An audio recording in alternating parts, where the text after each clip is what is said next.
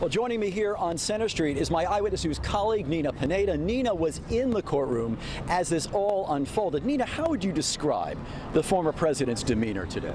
Well, NJ, the president put on social media, former president, that the experience of coming down here was surreal. I can tell you, when the doors of the courtroom opened, it got very real for the former reality star.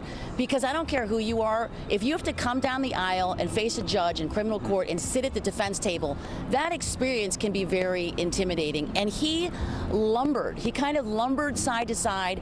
We're used to the bombastic president kind of throwing his chest out, moving other world leaders to the side. Not the case at all. He sat quietly with his hands at his side or either folded on the table in front of him, and he just, for the first few minutes, stared quietly straight ahead. It wasn't until about 12 minutes of the proceeding, it was only about 55 minutes long, 12 minutes in, when asked how he pled to these 34 counts, felony counts, he just said, not guilty. The only other words he said during it was yes, and I do, when asked by the judge if he understood the legal proceedings in the future. For example, that he would be removed from the courtroom if he was disruptive. And he said in a voice so small, the judge had to ask him to repeat himself.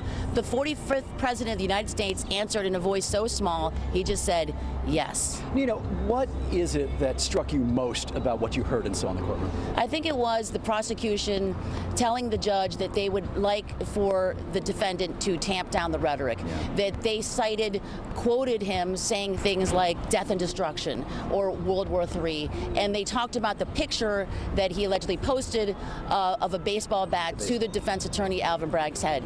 They asked him to take that down, and his defense attorney, Todd Blanche, said that he is frustrated and angry and tired of this 3.5-year prosecution of him, that he should have the right to defend himself and opine as he will.